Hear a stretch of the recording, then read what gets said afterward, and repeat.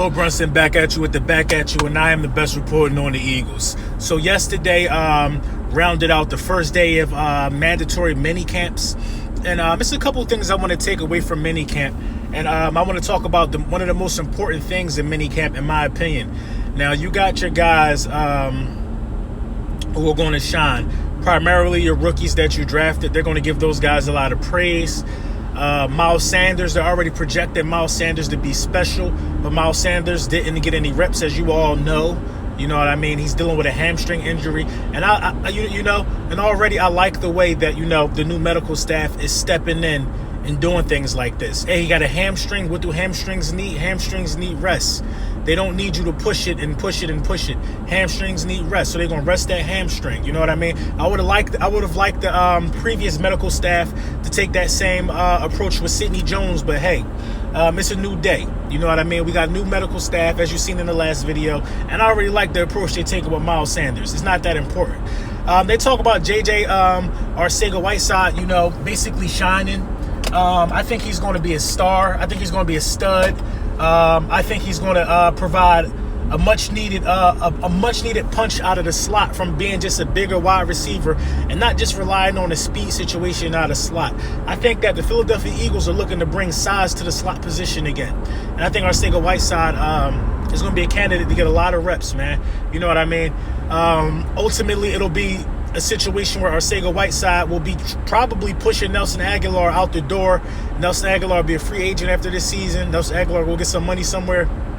But I think Arcega-Whiteside is going to end up taking over that spot after this season. They talk about Dallas Goedert. They've been raving about Dallas Goedert for quite some time. And I am very excited to see the type of packages that get put on the field with Dallas Goedert, Arcega-Whiteside, Alshon Jeffrey, Deshaun Jackson, and Zach Ertz. I am very excited to see that twin tight end package of the Philadelphia Eagles just do work. It's going to be very unstoppable from my position. It puts bigger players on the field just in case you don't want to run the ball. You know what I mean? You don't want to pass the ball. You now have the option to run the ball with two extra tight ends blocking and two big body receivers blocking. You know what I mean?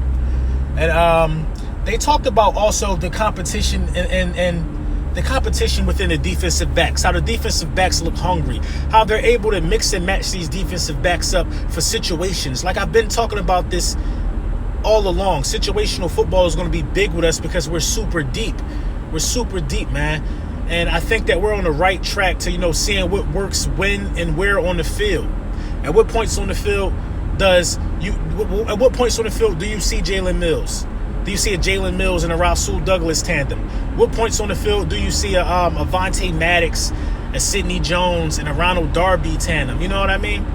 What points on the field do you see these type of tandems in these lineups, or do you see a Crevion LeBlanc out there? You know what I mean? And I believe we didn't address the cornerback situation in free agency or in the draft for a number of reasons, man. I think they believe in what they got. They're deep there. They're able to move pieces around. They're able to duct tape situations up. Is that going to be good enough to get us to compete against some of the elite passing games? I think so. Everybody was there at mandatory minicamp. That's always a great sign that you get everybody there. And the thing about Malcolm Jenkins has just proved itself to me. I've been saying it all along. I knew it was about money. You heard it from the horse's mouth.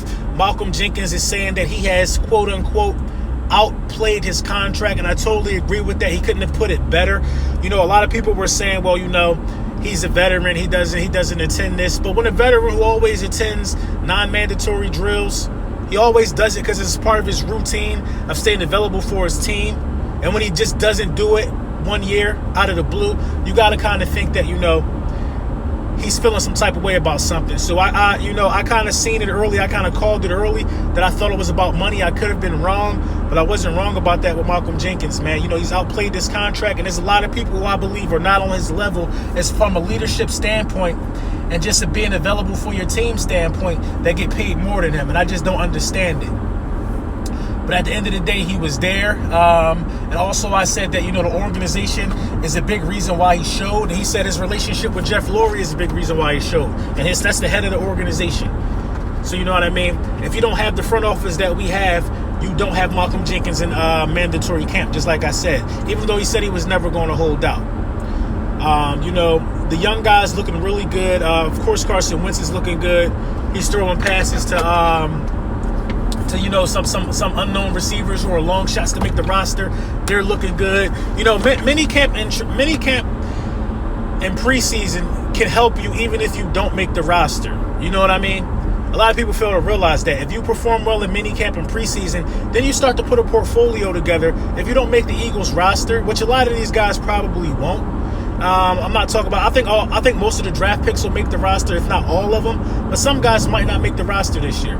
Some guys might make the practice squad, or some guys might just not make it at all.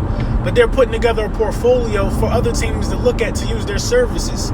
So you know what I mean? I like to see everybody giving it their all. And the most important thing, the number one key thing that I got away from the first day of mandatory minicamps is that everybody walked away from the situation healthy. Because you can still get injured in minicamp, man. You could tear something in minicamp, and you could be out for the season. Everybody is healthy, man. Everybody walked away from the situation unscathed. And that's what I like to see, man. A lot of injuries occur in non-contact. You know what I mean? Of course, there's no pads running around in T-shirts and shorts, but everybody likes to downplay that.